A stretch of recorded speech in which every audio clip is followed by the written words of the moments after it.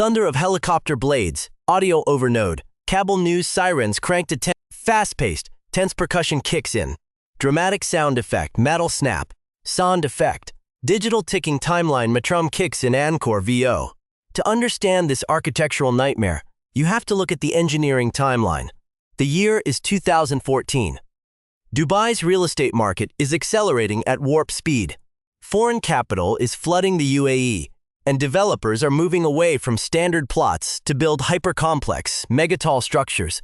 The site selected was absolute prime real estate in Dubai Marina.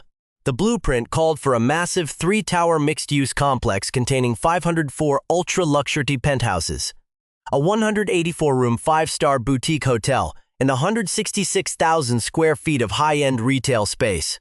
Total budget, $1.2 billion. Sound effect, heavy machinery hydraulics wine Encore. Construction erupts in 2016.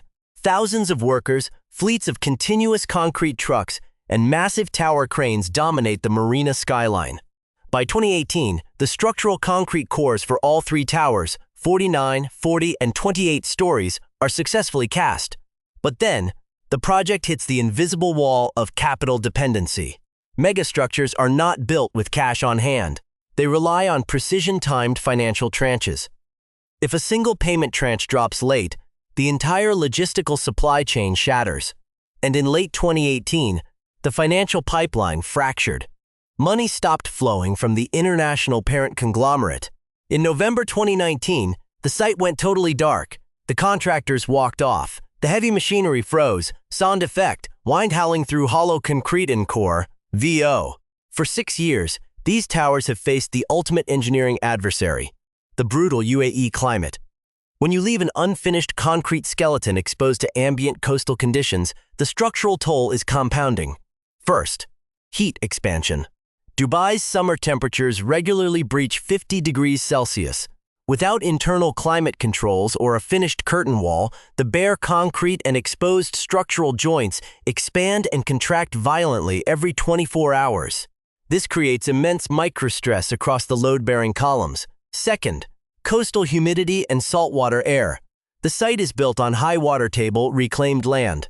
Without active, continuous pumping systems running on the lower levels, saltwater moisture begins to pool in the subterranean foundations, corroding the heavy rebar from the inside out. The project didn't experience a sudden, explosive collapse. It is experiencing a slow, silent molecular decay. The structure is literally baking, warping, and absorbing salt in the desert heat.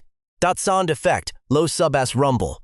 Sound effect, echoing drops of water. Metallic strain Encore VO. What makes this marina disaster so terrifying is that it reveals a systemic vulnerability in how we build modern megatall structures. Look around the globe. The structural engineering community is watching this site because it serves as a worst-case laboratory for 2 lethal engineering phenomena: glass fatigue and foundations sinking on reclaimed land. Sound effect, sharp glass crack Encore VO. Let's talk about glass fatigue. On a completed skyscraper, the glass curtain wall is a highly engineered dynamic pressure system. It is designed to deflect wind loads and distribute thermal stress evenly because the building's interior is strictly climate controlled. But on these abandoned towers, the glass facade was only half installed.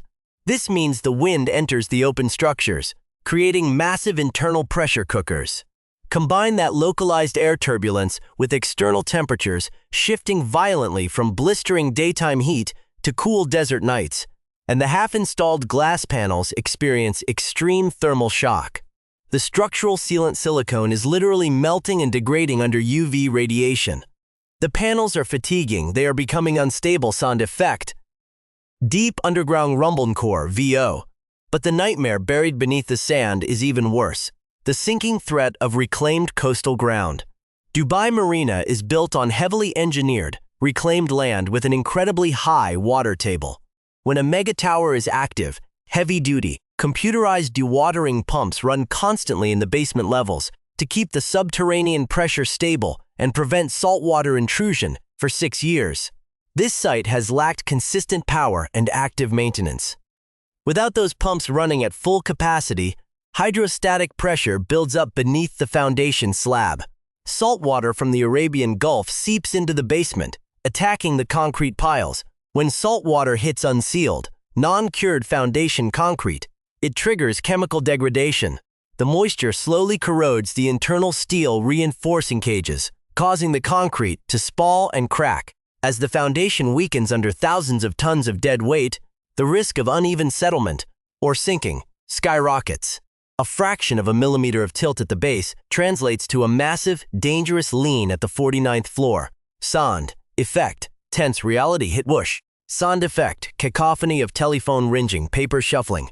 Legal gavel encore VO. Behind the warping steel and the cracking concrete lies a massive human and financial catastrophe. This isn't just an engineering failure. It is a $1.2 billion legal black hole that has trapped over 700 international creditors, engineering subcontractors and everyday investors. Sound effect. Tense Sabas Winecore VO. Think about the construction crews, the mechanical engineers, the glazing specialists, and the local concrete suppliers. When the international parent conglomerate abruptly pulled the plug, these mid-size firms were left holding unpaid invoices totaling upwards of $130 million. In this high-stakes world of skyscraper construction, a deficit that large is a corporate death sentence. Multiple subcontractors were forced into restructuring or total liquidation.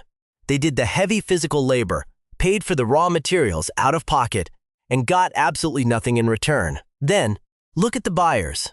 Approximately 400 individuals, ranging from British expats to local Emirati professionals and international tech executives, signed luxury purchase agreements.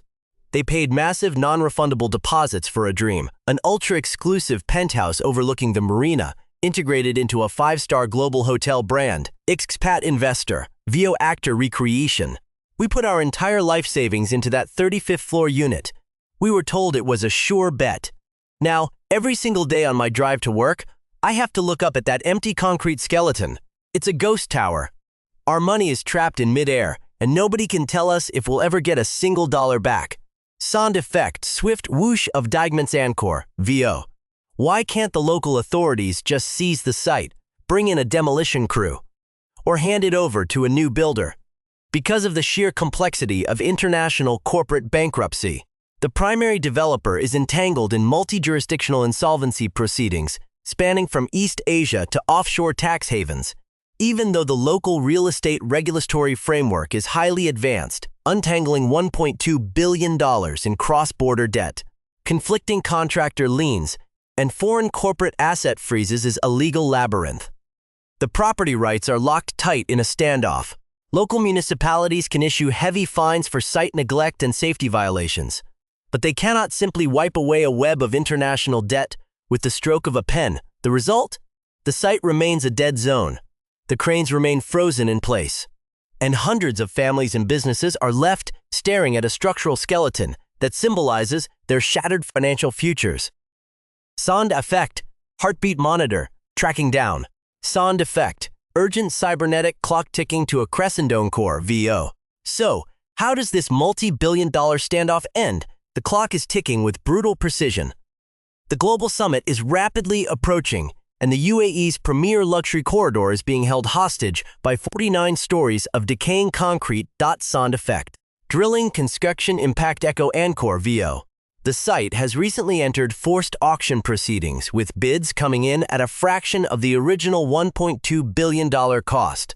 But here is the terrifying engineering math that nobody wants to admit.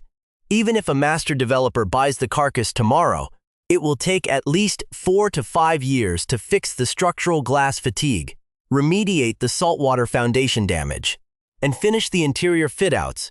The summit arrives in less than 3 years. The math does not work. This tower cannot be completed in time.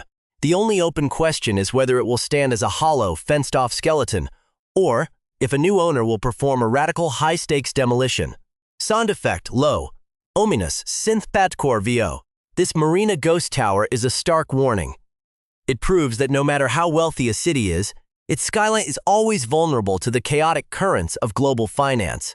When cities chase unhedged foreign mega capital without strict completion bonds and sovereign risk protections, they risk inheriting monuments of decay, Every hyper-luxury hub pushing the boundaries of engineering on reclaimed land is running this exact same gamble.